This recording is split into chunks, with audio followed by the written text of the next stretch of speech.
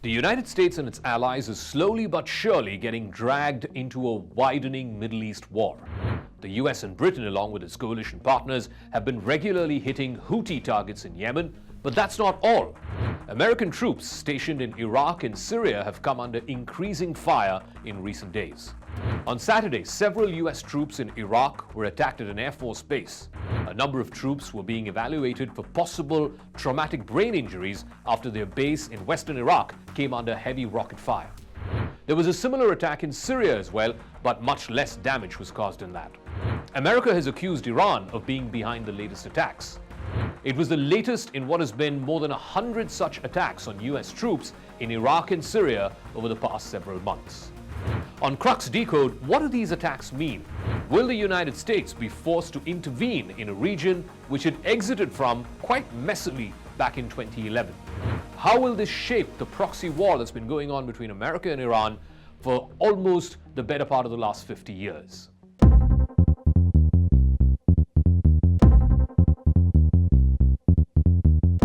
The attack against the Al-Assad airbase in Iraq came at 6:30 p.m. local time. It was the latest and most serious attack that we have seen in recent times.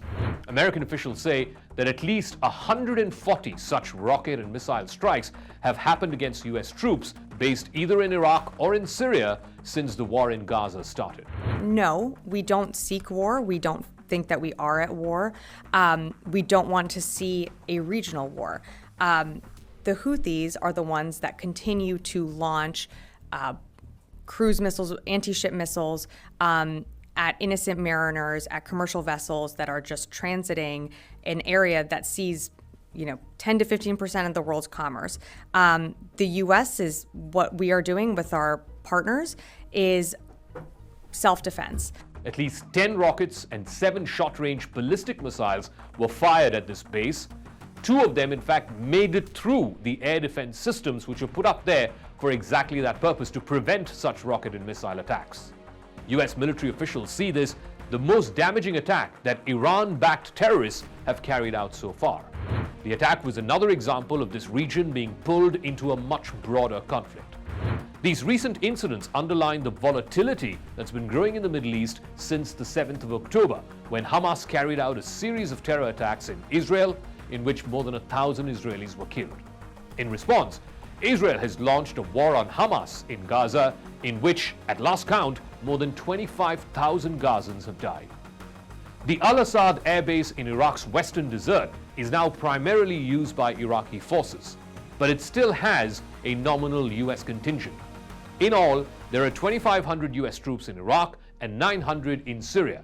They are there helping support Iraqi and Syrian forces in the fight against what is the remains of the Islamic State. There have been 140 terror attacks on US troops in Iraq and Syria since the beginning of the October 7th war in Gaza. There have been 57 attacks in Iraq and 83 in Syria, according to Sabrina Singh, a Pentagon spokeswoman. Nearly 70 US personnel have suffered injuries in these attacks, including traumatic brain injuries. Iran-linked militias in Iraq, who are collectively known as the Axis of Resistance, they count themselves as part of Iran's network of allies across the Middle East.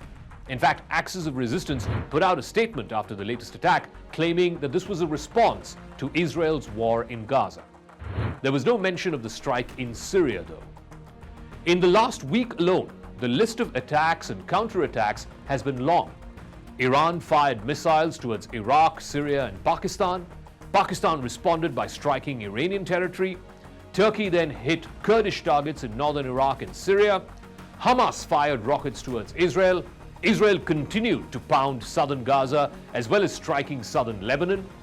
There in southern Lebanon, on the northern border with Israel, Hezbollah militants have been firing rockets for the last 3 months against Israel. Houthi terrorists in Yemen have been repeatedly attacking commercial ships in the Red Sea and in the Gulf of Aden. And the US and its allies have now retaliated with 8 rounds of strikes against Houthi targets.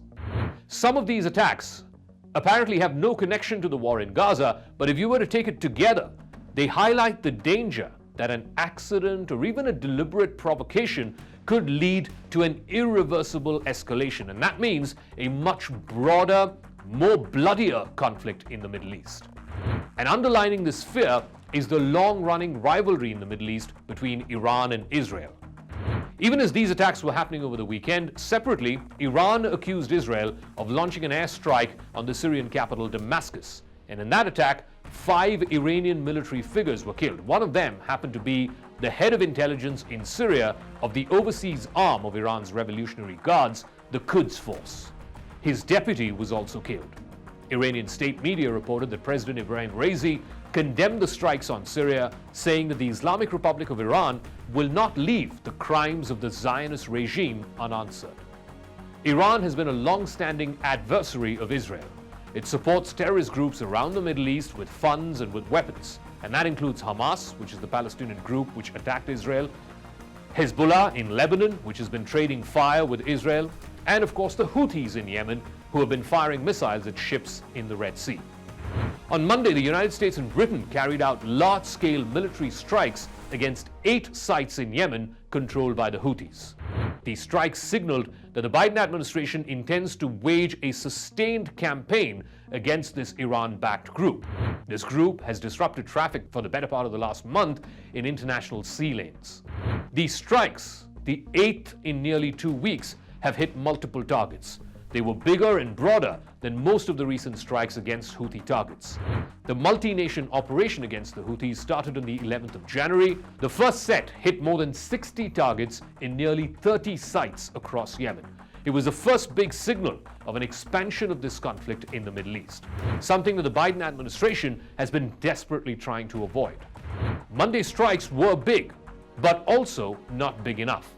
The White House is trying to find a slippery middle ground, one in which it hopes to deter the Houthis and their ability to threaten merchant ships and military vessels, but it also does not want to hit so hard as to kill large numbers of Houthis and potentially unleash even more mayhem in the region. The US and Britain were joined in their statement by the Netherlands, Australia, Canada, and Bahrain. All of these countries also participated by providing logistics, intelligence, as well as other support. Taken together, the US-led operation called Poseidon Archer has so far failed to deter the Houthis from attacking shipping lanes both to and from the Suez Canal. The Iran-backed group says it will keep up its attacks in protest against Israel's military campaign in Gaza. But it does show the attacks in Iraq and Syria, the attacks against the Houthis in Yemen, and of course the protracted fight between Hezbollah and Israel does give you an indication of the slippery slope that the Middle East has become. The United States is just perhaps one attack away from coming back into a region which it had to hastily leave back in 2011.